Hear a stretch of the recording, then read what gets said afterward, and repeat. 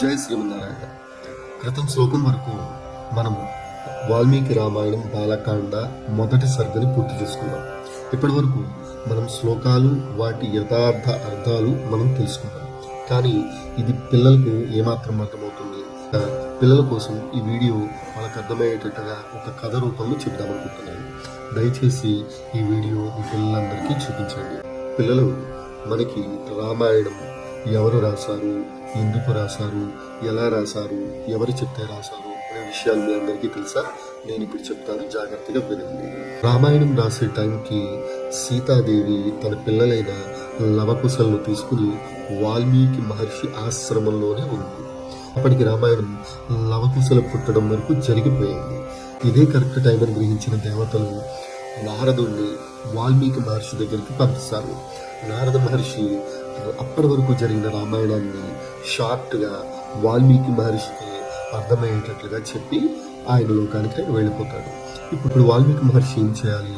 శుచిగా స్నానం చేయాలి, దేవుడికి దండం పెట్టుకుని చక్కగా ఆయన రామాయణాన్ని రాయడానికి కూర్చోవాలి.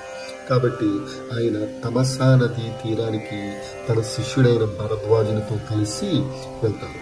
తమసా నది తీరం ఎట్లా ఉంటుందో తెలుసా?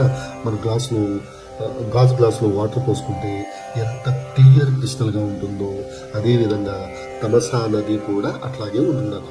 తమసా నది వాటర్ పైన క్లియర్ అండ్ క్రిస్టల్గా ఉండి దాని అడుగు భాగంలో మట్టి బురద ఉంటాయి.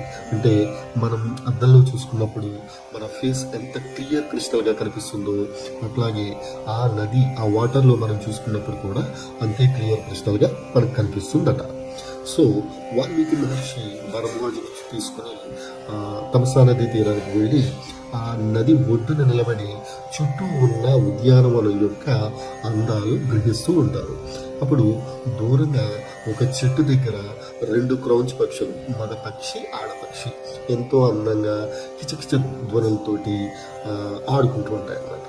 అది చూసిన వాల్మీకి మహర్షి ఎంతో ఆనందం పొందేలోగా దూరంగా ఒక బోయివాడు ఏం చేస్తాడంటే మగపక్షిని తన బాణంతో ఘాటిగా కొట్టేటప్పటికి ఆ బాధను తట్టుకోలేక మగపక్షి చెట్టుపై నుంచి కింద పడిపోయి చచ్చిపోతుంది.